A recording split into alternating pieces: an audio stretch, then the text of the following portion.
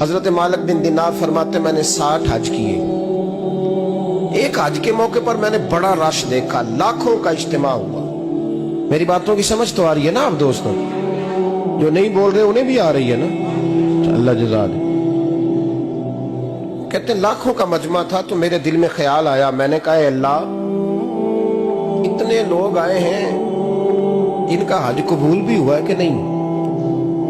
فرماتے ہیں میں سوچ رہا تھا تو رات کو نا خواب میں نے کسی کہنے والے کو کہتے ہوئے سنا کہ سب کا قبول ہو گیا. بلخ کا رہنے والا محمد بن ہارون بلخی ہے, اس کا حج قبول نہیں. فرماتے ہیں شہروں کے علیحدہ علیحدہ خیمے لگتے تھے. اب بھی آپ حج کرنے جائیں تو پاکستانیوں کی رہائشیں علیحدہ ہوتی ہیں, انڈین کی علیحدہ, بنگلہ دیش کے علیحدہ, مصری, یمنی, سب لوگ علیحدہ علیحدہ رہائشیں ہوتی ہیں, جھنڈے لگے ہوتے ہیں ملکوں کے. کہتے ہیں میں نے سویرے اٹھ کے ڈھونڈنا شروع کر دیا, ڈھونڈتا ہوں وہ بندہ ملے. کہتے ہیں جہاں بلخ شہر کے لوگ رہتے تھے وہاں چلا گیا تو میں نے لوگوں سے پوچھا تم میں محمد بن ہارون بلخی کون ہے؟ لوگ کہنے لگے وہ تو بڑا نیک آدمی ہے, پرہیزگار ہے, بڑے بولے بالے, بڑے اللہ والے, ریاض آپ کو بس ہم ہی جانتے, وہ تو بڑا نیک ہے, پرہیزگار آدمی. میں نے کہا اچھا کہاں ہے؟ انہوں نے کہا پہاڑ کے پیچھے اس نے خیمہ لگایا ہوا ہے, ساری رات عبادت کرتا ہے, سارا دن روزہ رکھتا ہے, قائم اللیل ہے, صائم الدہر ہے. کیا بات؟ فرماتے ہیں میں ان لوگوں کی بات سن کے حیران ہو گیا کہ مجھے کیا بتایا گیا, یہ کیا کہہ رہے ہیں. فرماتے ہیں میں پہاڑ کے پیچھے گیا. حضرت مالک بن دینار علیہ رحمہ فرماتے ہیں جب میں وہاں پہنچا تو میں نے اس شخص کو مصلی پہ بیٹھے دیکھا. کثرت عبادت کے آثار اس کے وجود پر نظر آ رہے, سیدھا بازو اس کا کٹا ہوا تھا. فرماتے 2 رکعتیں مکمل کر کے نا میں نے اسے السلام علیکم کہا تو مجھے کہنے لگا وعلیکم السلام, آپ مالک بن دینار ہیں؟ میں نے کہا بڑی اس کی فراست ہے. فرماتے پھر اس نے ٹھنڈی سانس لی, کہنے لگا آپ کو خواب آئی ہوگی کہ میرا حج قبول نہیں. فرماتے مجھ پر اور بجلی گری کہ کیا کہہ رہا. میں نے کہا یار لوگ بھی تیری تعریف کر رہے ہیں اور تیری بصیرت بھی بڑی ہے, تو یہ ماجرا کیا ہے؟ کہنے لگا آپ نہ پوچھیں. یہ کہہ کہ اس نے رونا شروع کیا, دیر تک روتا رہا. میں نے کہا نہیں یار تو بتا. کہنے لگا نہیں آپ نہ پوچھیں, آپ ناراض ہو گئے. میں نے کہا میں نہیں ہوتا, تو بولنا. کہنے لگا حضور 24 سال ہو گئے مجھے حج کرتے ہوئے, 24 سال, 24واں حج ہے میرا, اور ہر سال کوئی اللہ کا ولی آ کے بتاتا ہے کہ جا چلا جا تیرا کوئی نہیں قبول ہوگا. بے پروائی ویک سجن دی جتھے کسے دی پیش نہ جاوے, انہیں تاجہ والے در در رولے تے منگتیاں تخت بٹھاوے. آزم کسے نو کارا ملدا ہی کوئی کعبے و خالی آوے. کہتے ہیں اس نے مجھے کہا حضور 24واں حج ہے, ہر سال کوئی بتاتا ہے. میں نے کہا تیری غلطی. کہنے لگا میں اپنی ماں کا نافرمان. میں نے کہا واقعہ کیا ہوا؟ کہنے لگا حضرت اللہ نے مجھے دولت دی, مال دیا, زمینیں دی, تو میں عیاش ہو گیا. امام مالک بن دینار رحمت اللہ علیہ فرماتے ہیں مجھ سے کہنے لگا پیسے آئے تو میں عیاش ہو گیا.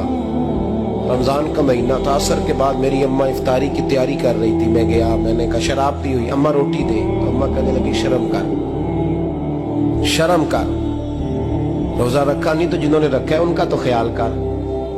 کہتے ہیں اماں کی بات کا مجھے غصہ لگا. میں کہا کرتا ہوں بد نصیب ہے وہ بیٹا جس کا باپ اس سے بات کرتے ہوئے ڈرتا ہے کہ پتہ نہیں کہاں سے بولے گا. بد نصیب نہیں وہ بیٹا جس کی ماں اس سے بات کرتے ہوئے سہم جاتی ہے کہ پتہ نہیں کون سی بولی بولے گا. بد نصیب نہیں کہ ماں باپ بھی جس سے کھول کے بات نہ کر سکے. حضرت مالک بن دینار سے کہنے لگا اماں نے جب کہا نا شرم کر تو مجھے غصہ آیا, میں نے ماں کو تھپڑ مارا اور میری ماں جلتے ہوئے تندور میں گری. لوگوں نے مجھے پکڑ کے اندر بند کر دیا کمرے میں. ساری رات میں شور سنتا رہا پر نشے میں دھوت رہا. سویرے آنکھ کھلی تو میری بیوی بیگ باندھ رہی تھی. میں نے کہا کہاں جا رہی ہو؟ کہنے لگی جو ماں کا نہیں بنا میرا کیسے بنے گا.